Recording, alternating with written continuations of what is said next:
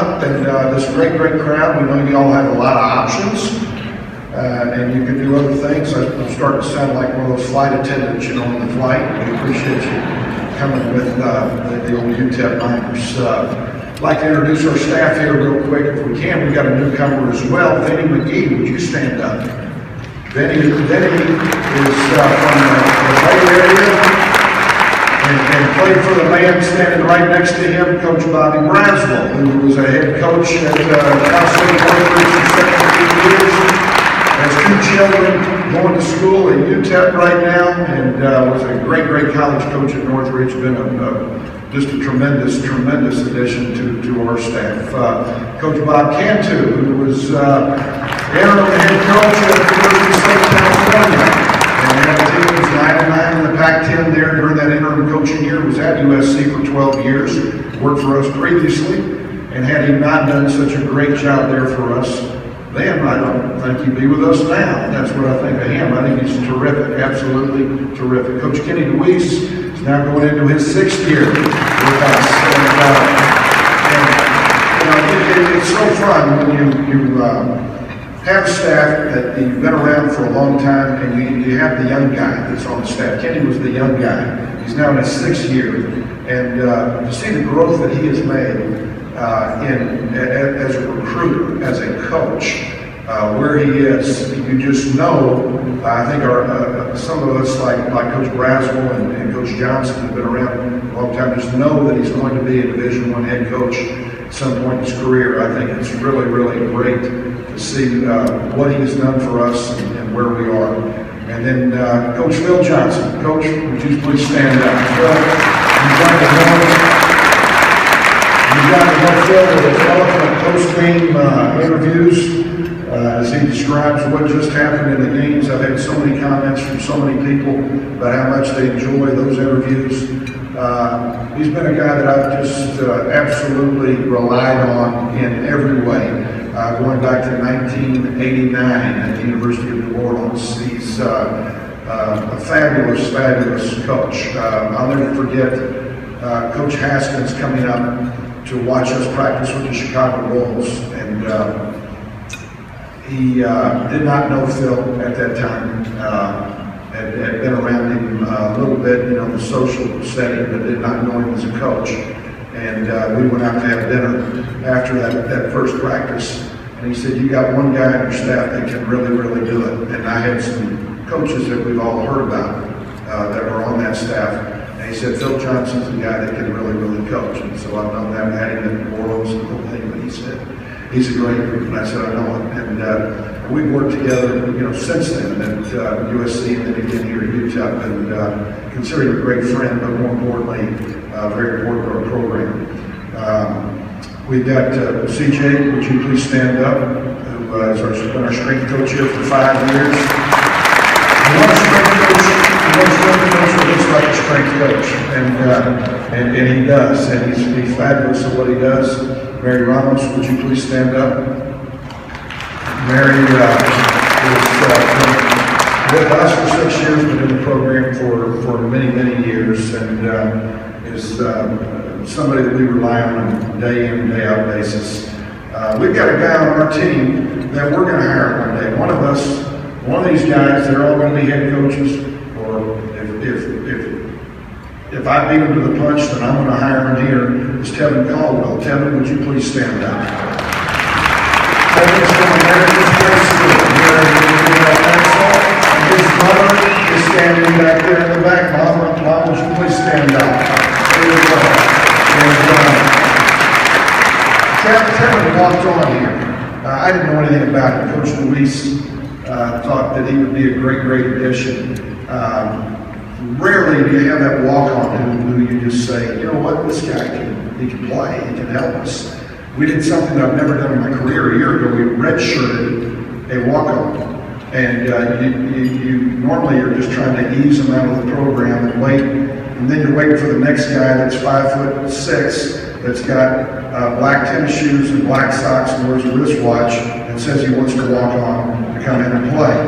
you know, and in Kevin's case, he could really play, and we brought him in with the idea, and redshirting, the idea that maybe he could help us do some things that Julian Washburn did for our team a year ago, go guard that other team's best player, and we put him on scholarship. And then we had a situation that occurred this summer where Matt Will broke his foot, the navicular bone that all these tall guys break. You know, Bill Walton, Yao Ming, Sam Bowie, Greg Oden, Joel Embiid. We go on and on. All these 7-footers break it, and it looked like we may not have Matt at all. And we're in a desperate mode, and we had an opportunity to get a 6'10", 230-pound player to play. And Tevin says, you know what, let me give up my scholarship. We're full for that guy. You know, isn't that the kind of guy that you all were going to hire?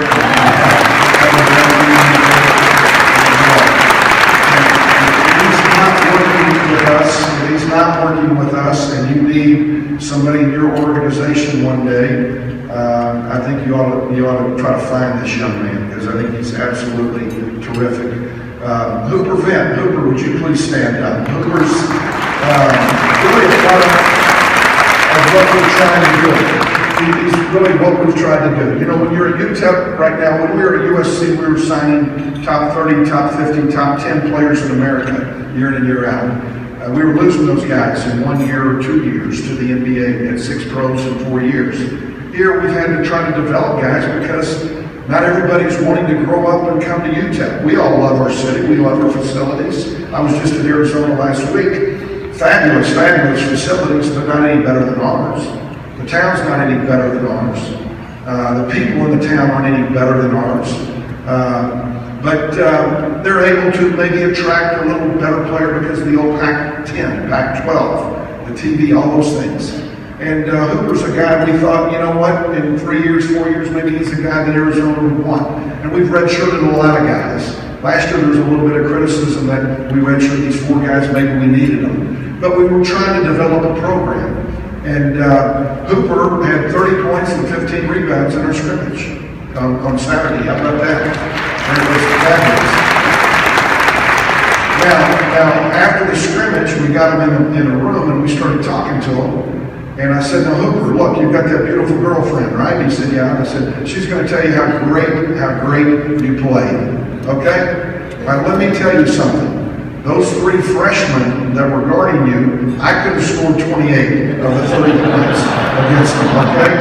They were absolutely brutal. So, you know, they are very good for you confidence-wise right now, and you need some confidence. That's beautiful, but let's don't get it too far out of whack. Now, one of those freshmen that were guarding me, Paul, would you please stand up? There we go. There we go.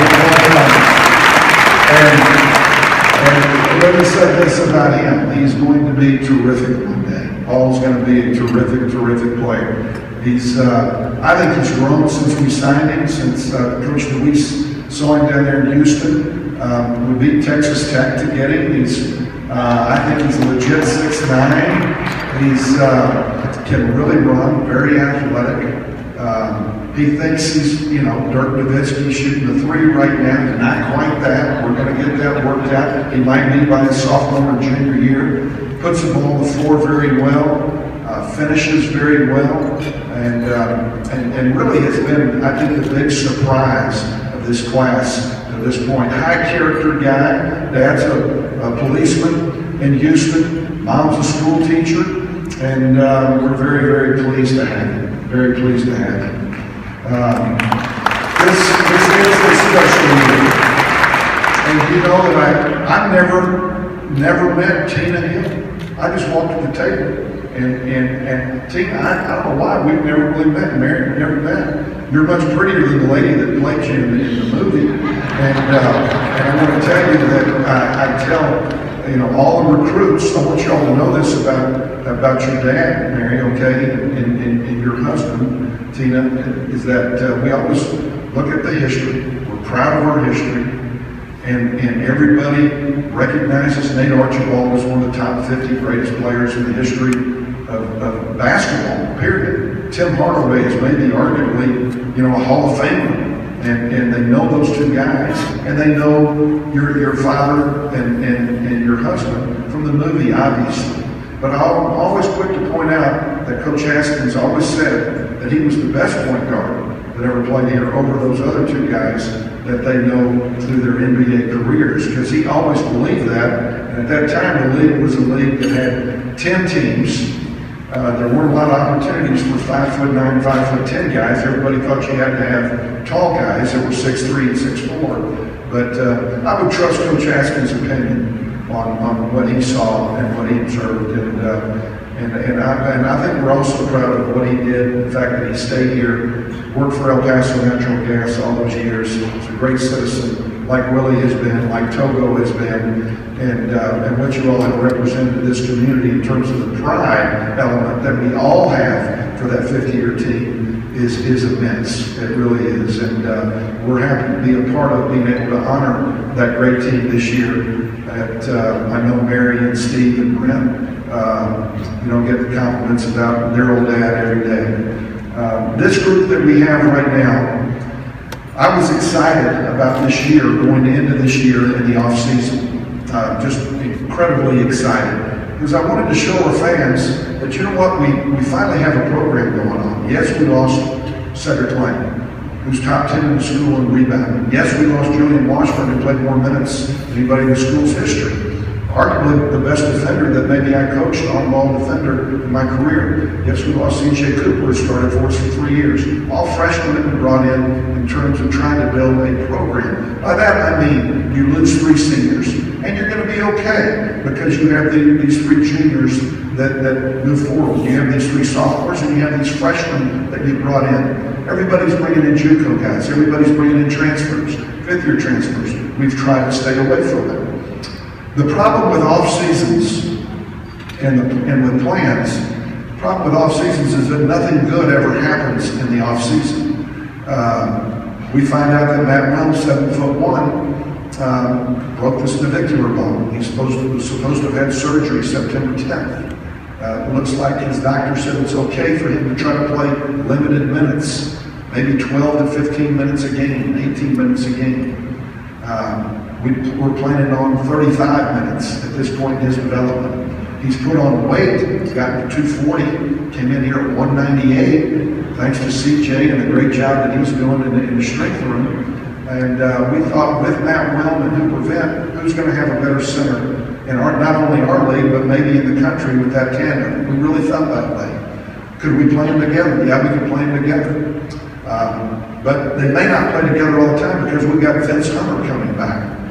And then Vince Hunter declares for the NBA draft. Looks like it might have been a mistake. He got cut last week from Sacramento. But that's life. We tried to advise him to stay. What do I know? I only coached in the NBA for 8 years. I thought maybe he needed to stay. But he went ahead and had to go do his thing. And then Omega Harris, we lose to Graves, another returner. And he will join us at mid-season. Boy, doesn't that sound depressing? It sounds really depressing. This is supposed to be an uplifting event, but that's the reality of where we are. Nobody in Conference USA lost more than the UTEP Miners. So what do we have to do to be good? What can we be good? Well, I've always felt like if you have a great backcourt, you've got a chance to be good. So for us to be really, really good this year, Dominic Artis, Trey Touchette, and Omega Harris need to be the best point guard tandem, or one of them has to become the best point guard in our league. Is that possible? Yeah, it's possible. It's possible. It might could happen. Our off-guard position, that guy needs to be able to really, really score. Can we get a guy to score? Can he play? Lee Moore, we think, might have a chance to be best 2 guard in our league. Could be, possible. Could be a very, very talented player. He didn't play last year. Dominic Artis didn't play last year. So these guys are, 3 weeks deep into being off for a year and a half. But we like him. We really, really like him. And we like Omega. Maybe, he flunked out.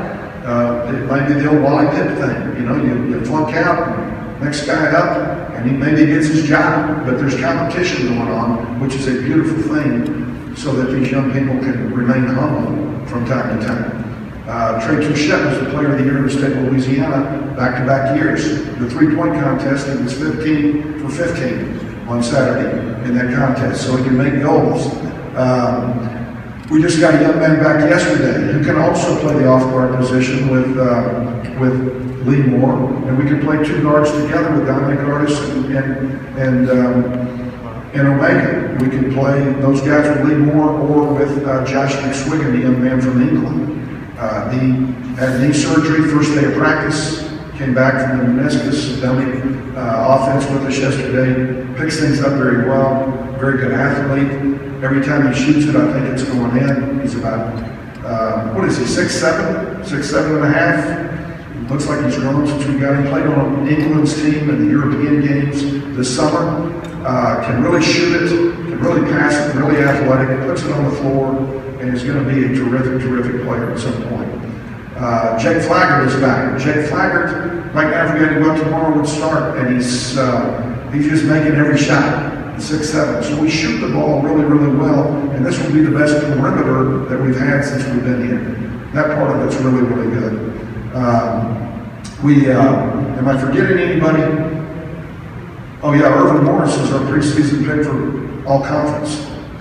That's not a good thing for Irvin that I forgot him, because I really like some of these other guys, you know, and we like him a lot. So we may at times be able to play four guards at the same time. Been a little upset last couple of days in practice. Would you say that's right, Hooper? Been a little bothered. Been a little bothered. Guys have been a little chesty. A little too much talking going on in practice. We're 3 weeks deep in practice. We're annoyed now. You know, you talk and you teach and you teach and you talk, and now you find yourself repeating things too much. Listening needs to improve. You can't listen if you're talking, and like Coach Haskins would say, he says they sound like a bunch of magpies out there. I can remember him saying that all the time. Talking too much. Remember that, Willie? You know, say it all the time. So we've tried to create listening the last couple of days, and we tried to create this whole notion. See what happens when you have all these new guys?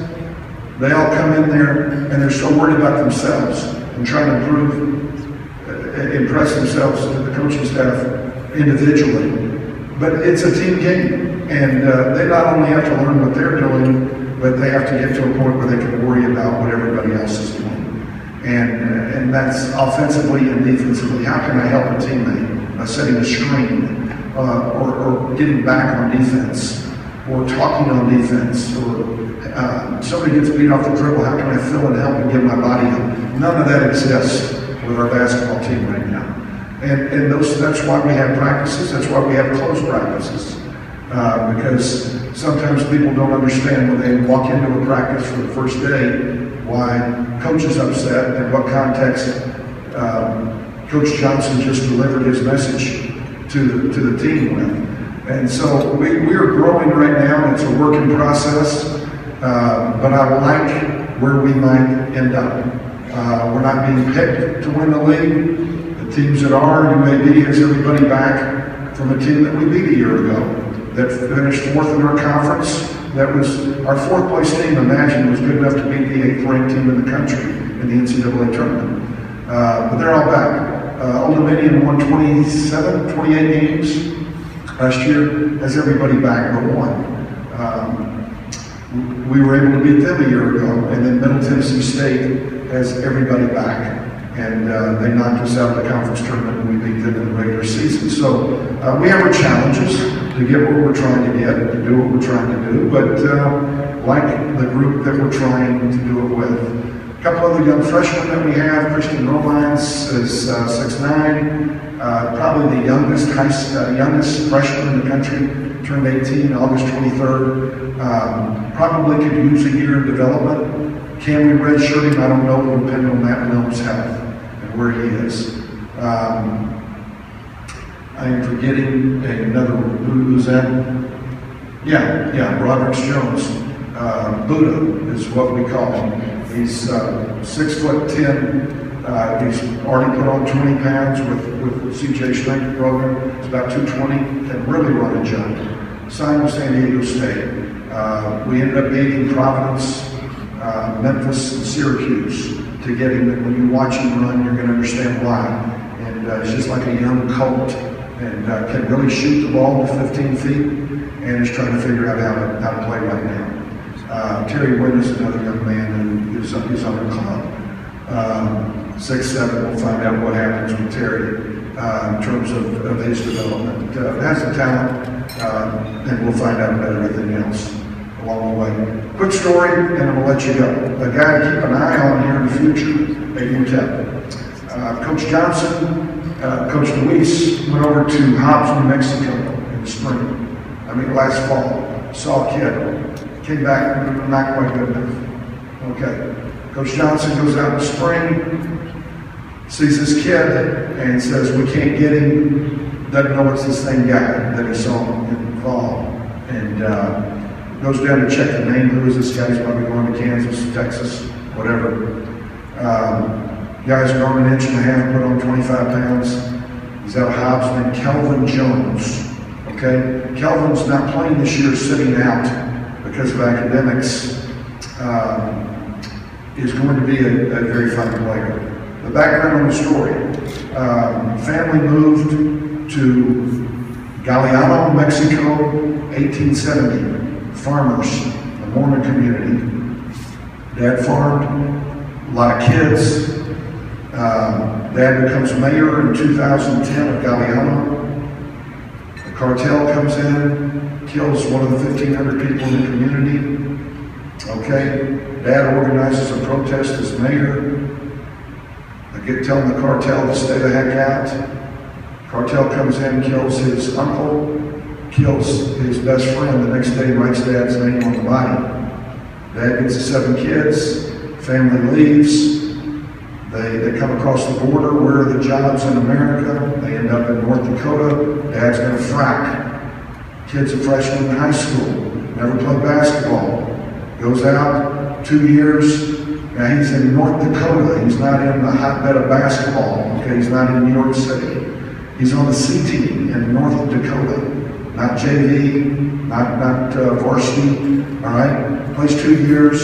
Not pleased with his development. Doesn't get to play. Not having a great experience. The weather's bad. They move to Hobbs. Dad buys an old oil tanker. He's going to transport oil down to his friends in Galeano. Doing that, kids in school, coach sees him. Are you going to play? No, I don't play. Coach talks him into playing. He grows 7 inches. He's 6'11". He's a Mormon. He has a black name, Kelvin. I've never heard of a white person named Kelvin. Okay? All right? He's Anglo, and he speaks Spanish. It's perfect. So he's going to come in here and do every interview in Spanish, which I love, absolutely love. He is a wonderful kid. We bring him over, we find out he's got no grades. The whole deal with education in Mexico coming here, couldn't figure it all out and qualify, okay? So he said, Dad, we've got to figure out a way to pay for this for a year. About the guaranteed student loans. Well, we can't do that because we're dual citizens, okay? So we can't get federal loans. Federal Pell Grant, can't get it. Mexican citizens can't get federal Pell Grant. Well, we're really struggling now. And I said, I don't know what we can do. Dad said, look, he said, we're here because we work. He said, we're not people that, we're not big into education, we're workers. He said, we make more money than people that work and get these loans, gets out with these loans. He said, I'll tell you what we're going to do. He said, he looks at his daughter, who driven in from Houston with her brother. They're 21 and 22 years old, both came in from Houston for this meeting. He said, Kathy, how much did you make last month down in Houston? She said, $21,000. Right? Then he looks at the brother and said, how much did you make? He said, maybe $22,000. Said, Coach, how much is this going to cost? He said, $13,185. This is an era when kids won't work. Hell, they won't work. Like me, I had a player get a job, Hooper, since 1998. Okay, said, can Kelvin go down there and live with y'all in Houston? Do you think he can make enough money to pay for this schooling? He said, sure. So I said, hold on, if you don't mind me asking, what are y'all doing? How are you making this money? He said, well, we're selling pesticide contracts, and we meet in the morning, and we go door to door and decide what neighborhood we're going to knock on the door. And so this is on a Sunday. Friday he graduates from Hobbs, that next Friday. They tell me they're coming. That Sunday, Dad says, you've been laying around long enough. Get a bus ticket down to Houston. Kid goes to Houston. He meets with his brother and sister, learns how to sell pesticide contracts on Monday and Tuesday. Wednesday, he sold 4 contracts. He made $23,000 in 7 weeks, came back, paid for his school, bought a Ford F-150 pickup, and was in the gym, going to school every day and working on his education. And if he makes it in the NBA one day, it's going to be a hell of a movie, I think. He had the police called on him 4 times. Can you imagine a 6'11" guy knocking door to door? You come to the door and you see this guy and think he's trespassing. And he wears a big white cowboy hat. You see him walking around town, and big boots with big belt buckle, and is, I think, going to end up being a hell of a player here one day. So anyhow, long story. We thought you might enjoy that. We are so pumped up about this season. We really are jacked up about this season. We don't have any expectations from outside, but we think we're going to be pretty damn good. So come out and come watch us. All right? Take care.